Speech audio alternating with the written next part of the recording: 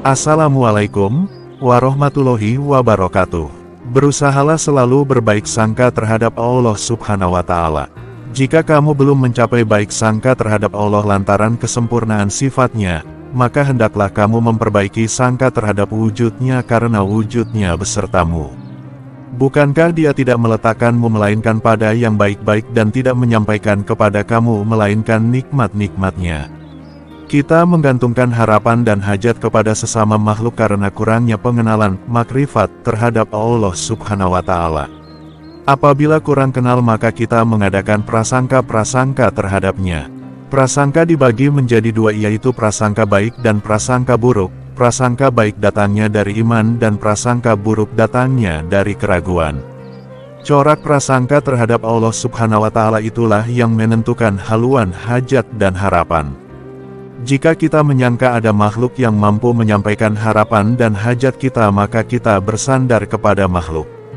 Jika kita menyangka makhluk tidak berdaya, maka kita tidak bersandar kepada makhluk. Perkara prasangka ini masih di bawah persoalan iradat dan kudrat Allah Subhanahu wa Ta'ala. Prasangka baik dibawa oleh malaikat dan prasangka buruk dibawa oleh syaitan. Kedatangan prasangka buruk adalah tanda rohani kita masih terikat dengan alam dunia yang diselubungi oleh cahaya syaitan. Syaitan berada di bawah bumbung langit dunia dan rohani kita juga berada di bawah bumbung yang sama, maka syaitan bisa menjadi kawan dan juru nasihat kepada hati kita. Selagi rohani kita tidak melepasi kongkongan langit dunia, selagi itulah gerak hati atau lintasan yang dibawa oleh syaitan mengganggu hati kita. Tujuan latihan kerohanian ialah memberi kekuatan kepada rohani agar ia dapat naik melewati langit dunia, lalu lepaslah ia dari taklukan syaitan. Lintasan syaitan tidak lagi mengganggu hatinya, sebaliknya hati akan menerima lintasan malaikat. Apabila kita memahami tentang hakikat prasangka buruk, maka kita akan berusaha membuangnya agar ia tidak melekat di hati kita.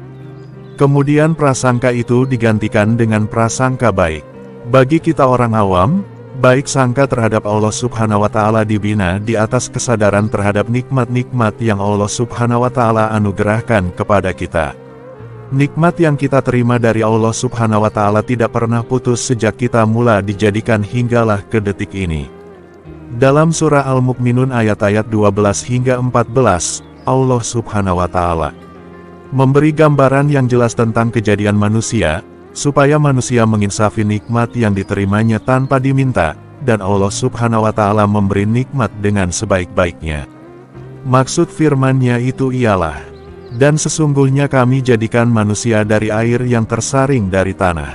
Kemudian kami jadikan dia setitik mani di tempat ketetapan yang terpelihara. Kemudian mani itu kami jadikan segumpal darah. Lantas darah itu kami jadikan seketul daging. Kemudian daging itu kami jadikan tulang-tulang. Kemudian tulang-tulang itu kami baluti dengan daging. Lantas kami jadikan dia kejadian yang lain. Maha suci Allah, sebaik-baik pencipta. Perhatikan maksud ayat-ayat di atas. Siapakah kita pada peringkat-peringkat tersebut? Apakah kita sudah ada ikhtiar dan usaha? Adakah kita sudah pandai berharap dan berhajat? Tidak. Ketika itu kita tidak memiliki apa-apa dan tidak mengetahui apa-apa. Dalam keadaan yang paling lemah dan paling tidak mengerti apa-apa itu, adakah Allah Subhanahu wa Ta'ala membiarkan kita? Adakah lantaran kita tidak berusaha dan berikhtiar maka Dia membiarkan kita kelaparan dan kehausan? Adakah lantaran kita tidak mengajukan harapan dan hajat maka Dia tidak memperdulikan kita? Tidak, sama sekali tidak. Allah Subhanahu wa Ta'ala tidak sekali-kali membiarkan hamba-hambanya.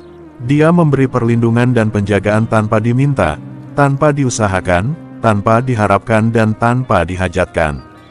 Apakah ketika di dalam perut ibu saja Allah Subhanahu wa Ta'ala memberikan kebaikan kepada kita dan menyekatnya apabila kita meluncur keluar kepada alam dunia ini? Tidak, bahkan nikmat kebaikan Allah Subhanahu wa Ta'ala berjalan terus, cuma bedanya, ketika di dalam perut ibu kita menerima tanpa kesadaran dan tanpa pengetahuan, apabila kita berada di dunia kita menerima nikmat serta kebaikan itu dengan kesadaran dan berpengetahuan. Kesadaran dan pengetahuan itu membina sangka baik kita kepada Allah Subhanahu wa Ta'ala. Jika Allah Subhanahu wa Ta'ala telah membuktikan Dia sanggup memberi tanpa diminta, mengapa Ia enggan memberi apabila harapan dan hajat ditujukan kepadanya?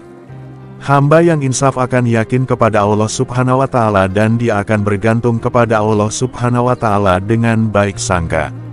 Kesadaran dan pengetahuan terhadap kebaikan yang Allah Subhanahu wa Ta'ala lakukan membuat seseorang hamba mengerti bahwa Allah Subhanahu wa Ta'ala berbuat baik karena Dia bersifat dengan sifat yang baik-baik.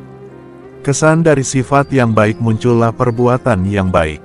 Apabila kebaikan Allah Subhanahu wa Ta'ala dilihat pada sifatnya, aneka ragam perbuatan yang sebagian mengelirukan pandangan, tidak lagi memudarkan prasangka baik seseorang hamba terhadap Allah Subhanahu wa Ta'ala.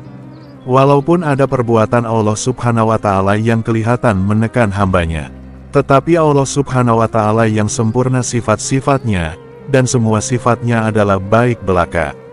Tiada sebesar zarah pun yang tidak baik, mana mungkin bisa lahir perbuatan yang tidak baik daripadanya.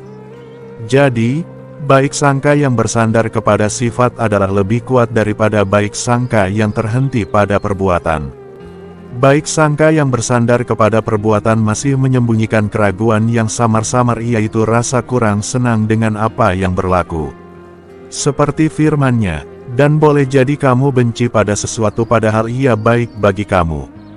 Ayat 216, Surah Al-Baqarah. Baik sangka yang bersandarkan kepada sifat akan melahirkan tawakal dan rela yang sebenarnya, sesuai dengan maksud. Dengan nama Allah yang Maha Pemurah lagi Maha Penyayang. Segala puji tertentu bagi Allah, Tuhan yang memelihara dan mentadbirkan sekalian alam. Yang Maha Pemurah lagi Maha Penyayang. Yang menguasai pemerintahan hari pembalasan, hari akhirat. Engkaulah saja, ya Allah, yang kami sembah, dan kepada Engkaulah saja kami memohon pertolongan. Ayat 1-4, Surah Al-Fatihah. Allah Subhanahu wa Ta'ala saja memiliki sifat ketuhanan yang menguasai dan mentadbir seluruh alam. Sifat ketuhanannya tidak berpisah dari sifat pemurah dan penyayang. Apa juga yang Dia lakukan kepada alam dan isi alam adalah dengan kasih sayang dan belas kasihan. Tidak ada kezaliman dan kejahatan pada perbuatannya. Dia mampu menaburkan ke seluruh alam akan kasih sayang dan belas kasih-Nya karena Dia memiliki hari agama, yaitu semua kehidupan, dunia, alam barzakh, akhirat, yang diketahui oleh makhluk, yang tidak diketahui oleh makhluk, semua khasanah dan segala-galanya adalah milik-Nya yang mutlak, tidak bersekutu dengan sesiapapun. Lantaran itu hanya Dia yang disembah dan hanya kepadanya diajukan permintaan dan harapan. Semoga faham.